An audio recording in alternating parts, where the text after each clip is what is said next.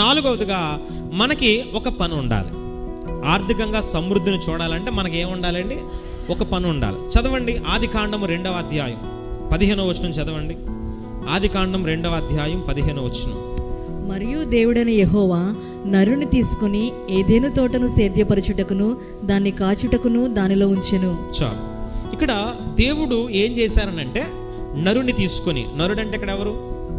ఆదాం. ఎందుకంటే ఫస్ట్ ఉన్న నరుడు ఆయనే. మీరు చెప్పండి, ఆదామును దేవుడు ఎలా చేశాడు?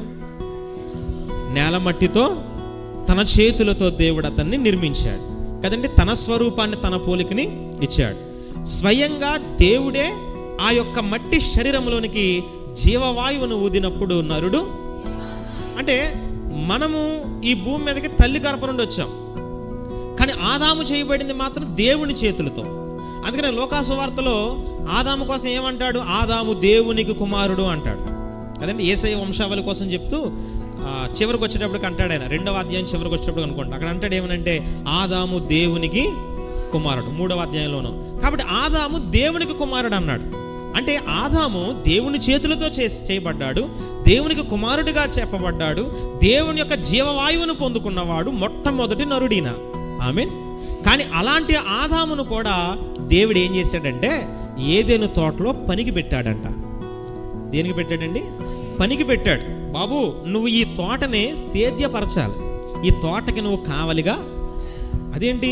ఆదాము అడగాలి, అయ్యా నేను నీ కుమారుణ్ణి కదా, నేను నీ చేతులతో చేయబడ్డాను కదా, సమస్తము నా కోసం నువ్వు సృష్టించావు కదా, నేనెందుకు పని చేయాలి? కూర్చుంటే నా దగ్గరికి అన్నీ వచ్చేయాలి అనాలి. ఇప్పుడు చాలామంది అలాగే అంటున్నారు కదండి, జమీందారు బిడ్డలలాగా పని చేయరు, ఇంట్లో కూర్చుంటారు, ఫలితం మాత్రం కావాలి కదండి. ఏ పని చేయరు, అలా కూర్చుంటారు అంతే. అబ్బే ఏ పని, అబ్బాయి అది కష్టం, అది ఎండ, అది తిరగాలి, అది ఇది అని చెప్తారు. ఏ పని చేయరు, కానీ ఇంట్లో కూర్చొని మాత్రం ఏమొచ్చేయాలండి? ఎవరు మాట్లాడడం లేదండి. ఆర్థికంగా సమృద్ధి వచ్చేయాలి. కానీ గుర్తుపెట్టుకోండి, మీకు ఎప్పుడైనా సరే పని చేయకుండా డబ్బులు వచ్చేయాలి అంటే ఆదాము గుర్తు రావాలి. ఆదాము దేవుని చేతులతో చేయబడ్డాడు, కానీ దేవుడు ఆదాముని తీసుకెళ్ళి పనిలో పెట్టాడు. ఆయన, బాబు నువ్వు పని చెయ్యాలి, ఈ భూమిని నువ్వు సేద్యపరచాలి, ఈ యొక్క తోటకి నువ్వు కావలిగా ఉండాలి. అంటే నువ్వు నా కుమారుడివి, నేను నిన్ను చేశాను కదా, నువ్వేదో బెస్ట్ చాలా గొప్పోడివి, నువ్వు పని చేయొద్దు అనలేదు ఆయన. ఆదాము నుండే మానవుడు పని చేయాల్సిన క్రమాన్ని దేవుడు నిర్ణయించాడు. కాబట్టి పని చేయకుండా సమృద్ధిని మనము చూడలేము. దేవునికి మహిమ కలుగును గాక. ఏం చేయాలండి? పని చెయ్యాలి. అంటే ఒక పని నీకు ఉండాలి, ఒక ఉద్యోగమో వ్యాపారమో ఏదైనా ఒక పని నీకు ఖచ్చితంగా ఉండాలి. ఏ పని చేయకుండా ఆర్థికంగా సమృద్ధి చేయాలి, అప్పులు తీరిపోవాలి, ఇల్లు కట్టేయాలి, పిల్లల చదువులు అయిపోవాలి, పెళ్ళిళ్ళు అయిపోవాలి, బండి కారు ఫోను అన్నీ కొనేయాలంటే మాత్రం అవ్వదు. ఏం చేయాలండి? పని చేయాలి. ఏదో ఒక ఆధారం నీకు ఖచ్చితంగా ఉండాలి, జీవనోపాధి పని ఏదో ఒకటి నీకు ఉండాలి. అందుకనే దెసలోనికా సంఘానికి పౌలు రాసిన 2వ పత్రిక 3వ అధ్యాయం 11-12 వచనాల్లో ఇలా అన్నాడు. చదవండి. దెసలోనికా సంఘానికి పౌలు రాసిన 2వ పత్రిక 3వ అధ్యాయం 11-12 వచనం. మీలో కొందరు ఏ పనియు చేయక పరుల జోలికి పోవచ్చు అక్రమంగా నడుచుకొనుచున్నారని వినుచున్నాము. అట్టివారు నెమ్మదిగా పని చేయుచు సొంతముగా సంపాదించుకున్న ఆహారము భుజింపవలనని మన ప్రభువైన యేసుక్రీస్తు పేరట వారిని ఆజ్ఞాపూర్వకముగా హెచ్చరించుచున్నాము. చాలు. ఇక్కడ ఆ సంఘములో కొందరు ఉన్నారంట. వారు ఎలాంటి వారు?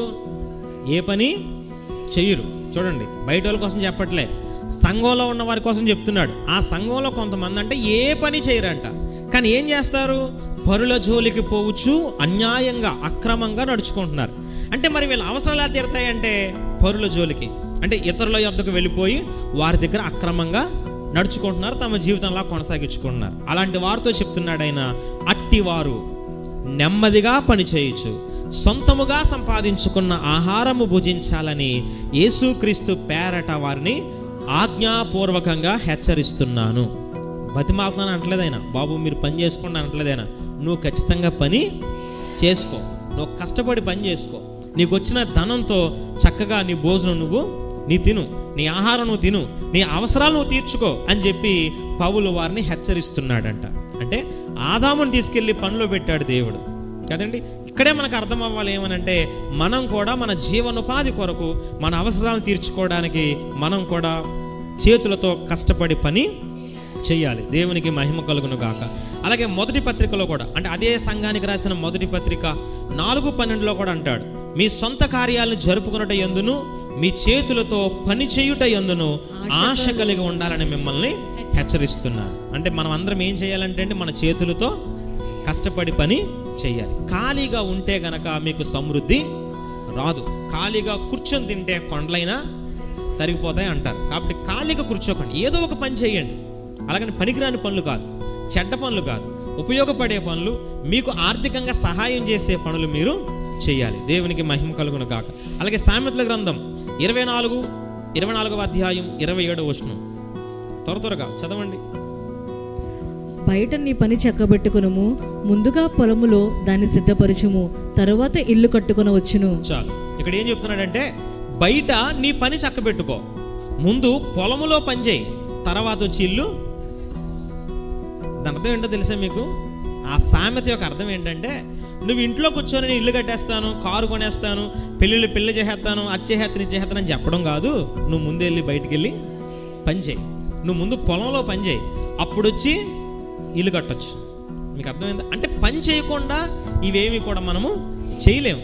ముందు బయటకు వెళ్ళి పని చేసి వచ్చిన తర్వాత మనం ఏదైనా చేయగలం. దేవునికి మహిమ కలుగును గాక. అలాగే సామెత గ్రంథం 12:24 అంటాడు, శ్రద్ధగా పని చేసేవారు ఏలుబడి చేస్తారు, సోమరులు వెట్టి పనులు చేయాల్సి వస్తారు. అంటే శ్రద్ధగా పనిచేసేవాడంట తన యొక్క స్థితిని అంతకంతకు అభివృద్ధి చేసుకుంటాడు. చూడండి, చాలామంది ఒక కూలివాడిగా ప్రారంభిస్తారు తమ పని జీవితాన్ని, కానీ అలాగా ఒక కాంట్రాక్టర్ అయ్యే స్థాయికి కూడా వెళ్తారు. అంటే ఎందుకని? శ్రద్ధగా పనిచేయడం వల్ల కదా, నమ్మకంగా పనిచేయడం వల్ల వారు అంచెలంచెలుగా ఎదుగుతారు. కానీ కొంతమంది ఎక్కడున్న వాళ్ళు అక్కడే ఇంకా దిగజారిపోతారు. కారణం ఏంటంటే పని పట్ల శ్రద్ధ లేకపోవడం. సోమరులంట వెట్టి పనులు చేయాల్సి వస్తుంది, కానీ శ్రద్ధగా పనిచేసేవారు మాత్రం ఏలుబడి చేస్తారు. అలాగే స్త్రీలు కూడా అంతే. చూడండి, సామెత గ్రంథం 31వ అధ్యాయంలో 13వ వచనములో గుణవతైన భార్య కోసం చెప్తాడు ఆయన, ఆమె గొర్రెబొచ్చును అవిసెనారను వెదుకును, తన చేతులారా వాటితో పని చేయను. ఎవరి కోసం చెప్పబడింది? స్త్రీ కోసం. పురుషుల కోసం మాత్రమే కాదు, స్త్రీలు కూడా ఏం చేయాలండి? పని చేయాలి. కాబట్టి ఇప్పుడు మిమ్మల్ని అందరినీ నేను చెప్పేది ఏంటంటే, చర్చి మానేసి పనికి వెళ్ళిపోమని నేను చెప్పట్లే. అర్థమవుతుందా? ఒకటి, ఈ రోజున్న పరిస్థితులు మీరు గమనిస్తే భార్య భర్త ఇద్దరు కష్టపడకపోతే కుటుంబాన్ని పెంచుకోవడం కొంచెం కష్టంగానే ఉంది. కానీ కొంతమంది జీవితాల్లో ఒకవేళ భర్త బాగా వ్యాపారమో ఉద్యోగం ఏదైనా చేస్తూ ఉన్నప్పుడు భార్యలు అంత కష్టపడాల్సిన అవసరం ఉండదు. కానీ అవకాశం ఉంటే మాత్రం మీరు ఎక్కడికో బయటకు వెళ్ళి పని చేయమని నేను చెప్పట్లేదు.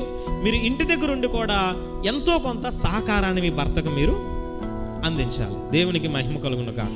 అలా అందిస్తే కనుక మీ చేతులారా మీరు పని చేయడం వల్ల మీ కుటుంబానికి మీరు సమృద్ధినిచ్చిన వారుగా ఉంటారు. కాబట్టి స్త్రీ పురుషులనే భేదము లేకుండా ఎవరైతే కష్టపడి శ్రద్ధగా పని చేస్తారో వారు దీవింపబడతారు, సమృద్ధిని చూస్తారు, అంచెలంచెలుగా వారి స్థితిని హెచ్చించుకుంటారు. దేవునికి మహిమ కలుగును గాక. ఇంకా మనం చూస్తే అదే సామెత గ్రంథం 14వ అధ్యాయం 23వ వచనం చదవండి. 14:23. ఏ కష్టము చేసినను లాభమే కలుగును, వట్టి మాటలు లేమిడికి కారణములు. చాలు. ఏ కష్టము చేసినా లాభమే కలుగును, వట్టి మాటలు లేమికి కారణం. అంటే చూడండి, చాలామంది నేను ఈ పని అయితేనే చేస్తాను, లేదా ఈ ఉద్యోగం అయితేనే చేస్తాను, ఇలా ఉంటేనే చేస్తానని కొన్ని రిస్ట్రిక్షన్స్ అనేవి పెట్టుకుంటూ ఉంటారు. ఇలాగే ఉంటాను, ఇదైతేనే చేస్తాను. కానీ గుర్తుపెట్టుకోండి, ఈ రోజున్న పరిస్థితుల్లో నువ్వు కోరుకున్న ఉద్యోగం నీకు రావచ్చు, రాకపోవచ్చు. కానీ వాక్యం చెప్తుంది, ఏ కష్టం చేసినా అది లాభమేనంట. ఏ కష్టం చేసినా అది లాభమే. అది చిన్న ఉద్యోగమా పెద్దదనే కాదు. ఒకటి చెప్పండి, ఇంటి దగ్గర కూర్చొని ఖాళీగా కబుర్లు చెప్పుకోవడం కన్నా ఏదో ఒక చిన్న పని చేసినా అది మనకి ఎంతో కొంత సమృద్ధిని ఇస్తుంది కదా. జీతం తక్కువై ఉండొచ్చు, లేదా ఒక రోజు ఉండకపోవచ్చు, కానీ ఇంటి దగ్గర కూర్చోవడం కన్నా అది బెటరే కదా. ఏ కష్టం చేసినా లాభమే కలుగుతుంది. కాబట్టి ఎప్పుడు ఖాళీగా ఉండడానికి మాత్రం ఇష్టపడకండి. ఖాళీగా కూర్చొని ఒట్టి మాటలు చెప్పకండి. ఒట్టి మాటలు లేమికి కారణం. ఇంత పొడుగు చెప్తారు చాలామంది మాట్లాడమంటే, అది కాదండి. ఏ కష్టము చేసినా సరే లాభమే కలుగును. కాబట్టి పని చేసేవారుగా ఉండండి. పని చేసినప్పుడు మీరు ఆర్థికంగా సమృద్ధిని